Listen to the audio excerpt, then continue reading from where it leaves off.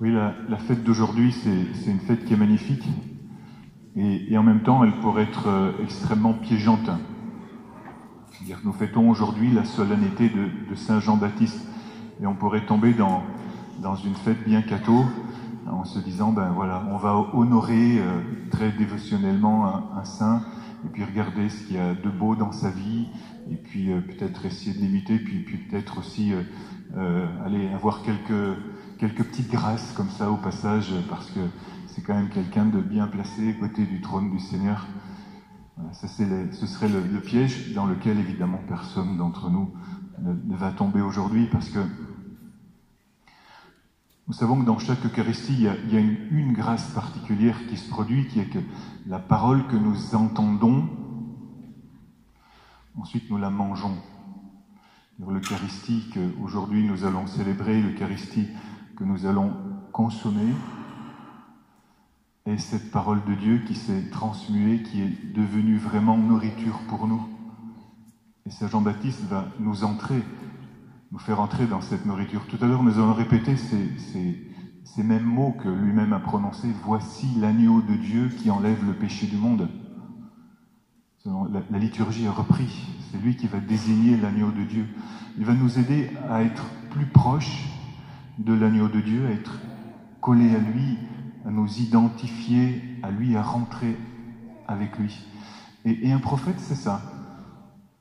Un prophète, c'est ça. C'est quelqu'un qui met Jésus au centre de sa vie. Et si Jésus a dit qu'il n'y en a pas de plus grand que lui, c'est parce que vraiment lui, il a donné sa vie depuis sa conception dans le ventre de sa mère jusqu'à sa mort. Jusqu'à sa mort. Quelqu'un me faisait remarquer cette semaine, de façon émerveillée, moi je me suis émerveillé avec ce quelqu'un, que Jésus a prophétisé à un fœtus. Et Jésus a fait prophétiser un fœtus, d'où l'importance de la vie. Jean-Baptiste, fœtus, a prophétisé dans le ventre de sa mère. Donc il est prophète dès l'origine. Et chacun d'entre nous, nous portons une prophétie dès le moment où le spermatozoïde de papa rencontre l'ovule de maman. Dès ce moment-là, Dieu a mis une prophétie à l'intérieur de nous. Je voudrais tout de suite dire que on peut parler de prophétie de façon différente. Il y a des personnes qui ont ce que je vais appeler une identité de prophète. Comme Jean-Baptiste, comme les prophètes de l'Ancien Testament. Aujourd'hui encore, il y a des personnes qui sont reconnues comme dans leur identité de prophète. C'est rare dans l'Église catholique. C'est plus reconnu dans d'autres églises. Et pourtant, c'est vrai, il y a des personnes qui ont cette identité de prophète. Moi, je pense à notre sœur Stella Marie. Elle a une identité de prophète. Il y a un évêque qui a reconnu ça, et moi je le reconnais aussi. C'est une identité. Il y en a d'autres aussi parmi vous. Aujourd'hui, je ne veux pas parler de ça. Je veux parler de chacun d'entre nous qui avons un caractère de prophète. Et caractère, c'est un mot technique, c'est un mot théologique, parce qu'au moment de notre baptême, il est dit que nous recevons le caractère. Et ce caractère est ineffaçable, même s'il y a des gens qui s'amusent à écrire à des presbytères pour dire « rayez-moi de la liste des baptisés ». On le fait parce que voilà, c'est un acte de respect, si vous voulez. Mais ce caractère qui est imprégné à l'intérieur de nous-mêmes par le baptême dans son intégralité, y compris avec le sacrement de la confirmation, celui-là, il ne s'efface pas. Nous avons un caractère prophétique. Ça tombe bien, on peut jouer sur ce même mot parce que nous l'avons dans notre façon d'être. C'est notre caractère de chrétien d'être prophétique. Et puis parfois, la prophétie se manifeste, troisième chose, par un charisme. C'est-à-dire, certaines fois, nous sommes investis d'un esprit qui fait que nous pouvons, par nos gestes ou par nos paroles, prophétiser d'une certaine façon, dire quelque chose qui va éveiller la présence de Jésus chez ceux qui nous entourent et à partir de nous-mêmes. Nous avons tous à l'intérieur de nous ce caractère prophétique. Parce que lorsque nous avons été baptisés, nous avons été configurés à Christ, qui est prêtre, prophète et roi. Et nous avons tous cela à l'intérieur de nous. C'est tellement vrai, cette dimension-là, que tous les prophètes en ont parlé. Et aujourd'hui, on a entendu dans la première lecture Isaïe qui le disait. Et ça, je trouve que c'est vraiment un cursus qui est vrai pour chacun d'entre nous. Écoutez bien. Et d'ailleurs, Isaïe commence lui-même en disant « Écoutez-moi, écoutez-moi ». Quel est le cursus, le déroulement de notre caractère prophétique, de ce que nous vivons? Et pourquoi est-ce qu'aujourd'hui l'Église n'est pas aussi prophétique qu'elle devrait l'être? Pourquoi est-ce que chacun d'entre nous, nous avons besoin de réveiller ce caractère prophétique qui est en nous et qui est endormi? Isaïe le dit très bien. « J'étais encore dans le sein maternel quand le Seigneur m'a appelé, j'étais encore dans les entrailles de ma mère quand il a prononcé son nom. » Ça, c'est une parole pour toi, mon frère, ma sœur. Quand tu étais encore dans les entrailles de ta mère, Dieu a déjà prononcé ton nom et il t'a investi de ce caractère prophétique en mettant en toi un caractère prophétique propre, particulier, qu'il n'a pas mis dans ton voisin, même au sein d'une même famille. Il y a une prophétie familiale aussi, mais justement dans la différenciation et dans la complémentarité des membres. Mais il y a en chacun d'entre nous un caractère prophétique propre. Et si toi, tu n'exerces pas ton caractère prophétique, il va me manquer quelque chose. Il va manquer quelque chose à la communauté. Il va manquer quelque chose à la prophétie de l'Église. Si tu vis comme un endormi, ben ça va me donner envie de dormir. Vous avez remarqué comme quelqu'un bâille dans une assemblée, ça donne envie de bâiller à tout le monde? Ben parfois on bâille dans nos églises, parce qu'il y en a un qui se met à bâiller, et puis ça rappelle à tout le monde, non pas qu'il est prophète, mais qu'il est fatigué. En fait, si on fait attention, on est tous fatigués. Vous n'êtes pas un peu fatigués? Oh là là, est-ce qu'on est fatigué? Mais non, tu as raison, mon frère, on n'est pas fatigué, parce qu'on est dans la présence de Jésus. Alléluia! Moi, j'ai envie de dire, c'est un choix. En fait, c'est pas un choix, c'est une prise de conscience. Donc Isaïe se rappelle de cela, et nous nous rappelons aussi que nous avons ce caractère prophétique qui est en nous. Et comme il nous honore, il continue Isaïe en disant « Il a fait de ma bouche une épée tranchante. Il m'a protégé par l'ombre de sa main. Il a fait de moi une flèche acérée. Il m'a caché dans son carquois. Il m'a dit « Tu es mon serviteur, Israël. En toi, je manifesterai ma splendeur. » Et pourquoi est-ce que tu es en train de penser, ça ne s'adresse pas à moi, ça s'adresse à Isaïe? Mais en fait, c'est une prophétie sur le Christ. Et si c'est une prophétie sur le Christ, c'est une prophétie pour toi. Tu ne portes pas en toi la vie de Christ. Pourquoi est-ce que tu te caches? Tu portes cette prophétie de Christ qui est manifestée dans ton caractère à toi et que Dieu révèle justement par la parole des prophètes. Et la parole des prophètes, elle est faite pour réveiller cette prophétie qui est à l'intérieur de toi pour que tu ailles la réveiller chez les autres. Parce qu'on en a marre d'être un peuple d'endormis. Alléluia! Parce que vraiment, Jésus veut que nous soyons sa présence, chacun à notre façon à nous, parce qu'il a mis cela en nous, parce que nous portons en nous ce caractère de Christ. Et voilà la merveille qu'il a pensée pour nous. Ouais. Mais moi, je disais, je me suis fatigué pour rien. C'est pour le néant.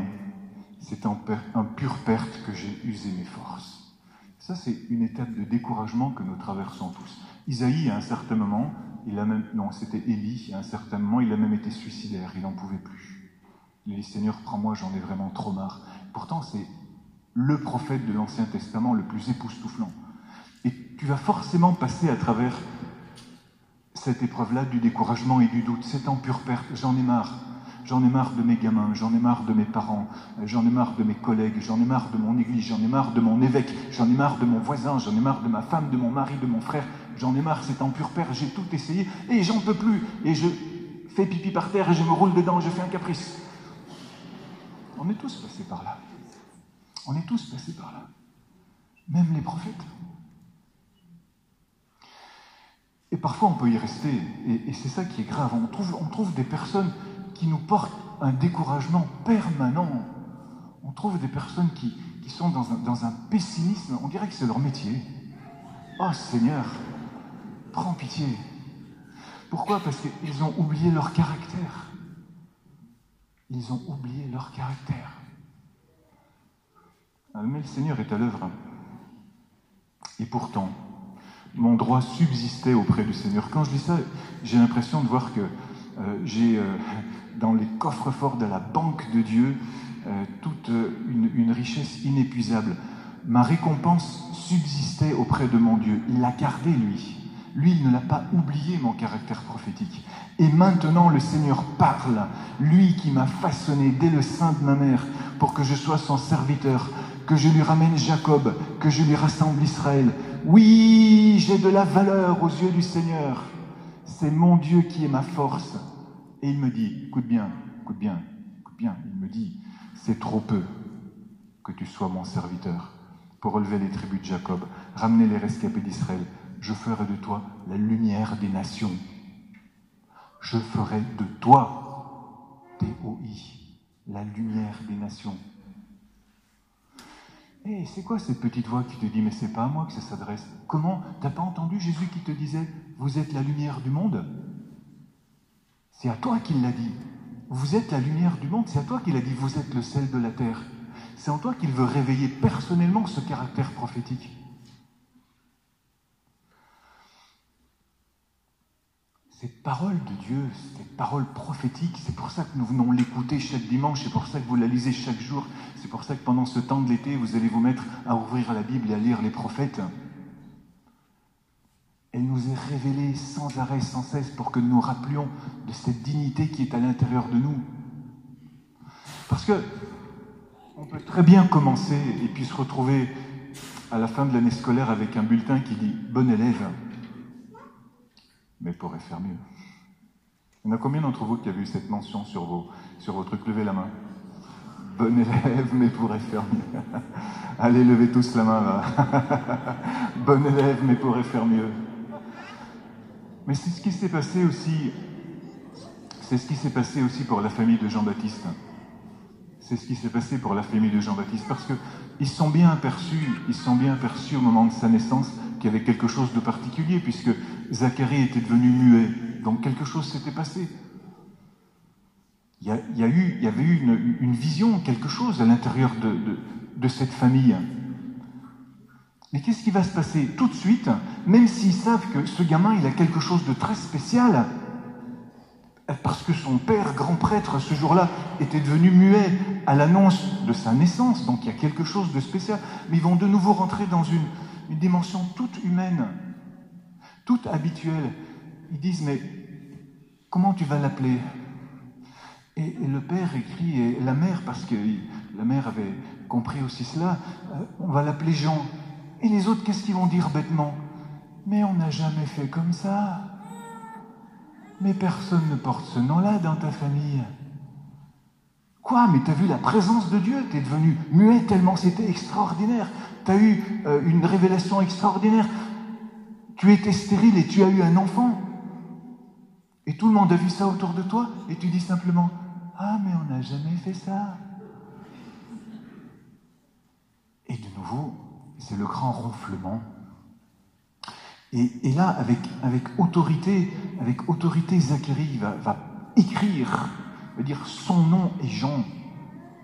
Il va rappeler cette dimension prophétique qui est à l'intérieur de ta famille, parce que dans ta famille, il y a une dimension prophétique à restaurer. Quel que soit l'état de ta famille aujourd'hui, ça commence par toi, par ton identité prophétique à toi.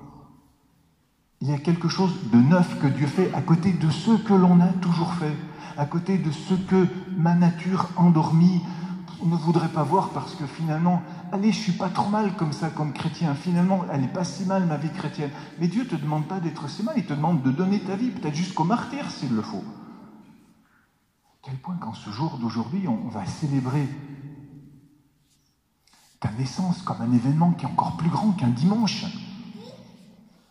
Et Dieu veut te faire rentrer dans cette onction-là. Elle t'est donnée, il y a des gens qui t'ont ouvert la route.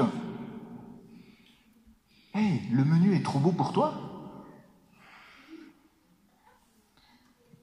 Ces gens-là qui t'ont ouvert la route, ils te disent, mais vas-y, suis-là, parce que là-dedans, tu vas trouver ta propre route, ton propre chemin prophétique, le chemin qui est pour toi. Et cette identité, elle est constituée de quoi? Elle est constituée de la vie de Christ en toi, de ta vie donnée à Christ. Et nous, en plus, on est...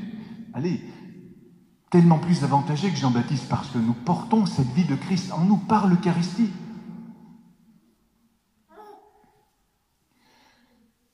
De façon tellement puissante que d'autres vont dire, tu vois, à un certain moment, il m'a dit ça et il a fait ça. Et même Saint Paul, lorsqu'il va se mettre à prêcher devant les Juifs, il va rappeler cette dimension de Jean-Baptiste. On l'a entendu dans la deuxième lecture. Saint Paul, qui pourtant n'a pas froid aux yeux, n'a peur de rien, qui est archi-bardé de diplômes théologiques, à un certain moment, il va pourtant faire appel à la dimension prophétique de Jean-Baptiste, et il va dire « C'est Jésus dont Jean-Baptiste a préparé l'avènement en proclamant avant lui un baptême de conversion pour tout le peuple d'Israël. Au moment d'achever sa course, Jean disait « Ce que vous pensez que je suis, je ne le suis pas, mais le voici qui vient après moi, et je ne suis pas digne de retirer les sandales de ses pieds. Et vous, les fils de la lignée d'Abraham et ceux parmi vous qui craignent Dieu, c'est à nous que cette parole a été annoncée. Pourquoi ? Pour que vous l'annonciez à votre tour. » Tu vois, si ta vie est vraiment centrée en Christ, si tu laisses se déployer à l'intérieur de toi cette identité et cet amour pour Christ, ta vie est prophétique. Tes paroles sont prophétiques. Ta vie sera citée. Tes paroles seront citées. On arrive au temps des vacances. Et moi, je le donne comme encouragement, j'ose pas dire des filles, je le donne aux adolescents, je le donne aux adultes. Chaque soir, pose-toi dans ton coin prière, seul ou en famille, et dis-toi, combien de fois aujourd'hui j'ai pensé à Jésus? Combien de fois aujourd'hui j'ai parlé à Jésus? Combien de fois aujourd'hui j'ai parlé de Jésus? Pense un peu à ça pendant tes vacances. Et tu verras si ta vie elle est prophétique ou pas. Ou si ta vie, ou si tu es en train de vivre de rente. Tu sais qu'aujourd'hui on ne peut plus vivre de rente. Moi, quand j'avais 20 ans, aujourd'hui, on pouvait encore placer de l'argent à la banque. Vous vous rappelez ceux qui avaient mon âge? Quand on avait 20 ans, on pouvait encore placer de l'argent à la banque et ça nous rapportait encore 5 ou 6%. Aujourd'hui, tiens, tu places de l'argent à la banque, tu dois payer. C'est comme ça, non? Mais dans la vie chrétienne, c'est la même chose. Dans la vie chrétienne, c'est la même chose. Si tu n'investis pas sans arrêt en prenant des risques, et tu vas crever de faim, c'est la banqueroute, c'est la faillite, c'est sûr et certain. Et donc, chaque soir, pose-toi la question, est-ce que j'ai pensé à Jésus? Est-ce que j'ai parlé à Jésus? Est-ce que j'ai parlé de Jésus? Et je le dis particulièrement aux adolescents et aux jeunes qui vont vivre, vous allez vivre vos fêtes de fin d'année, et aussi aux adultes qui allez vous retrouver en famille. Quelle dimension chrétienne vous allez porter dans vos fêtes? Ou est-ce que vous allez fermer la porte à Jésus parce que tout d'un coup vous vous retrouvez dans une autre case, celle des teufs ou des soirées, ou des trucs mondains entre amis, en vous disant bah, là Jésus, excuse-moi, t'es pas invité.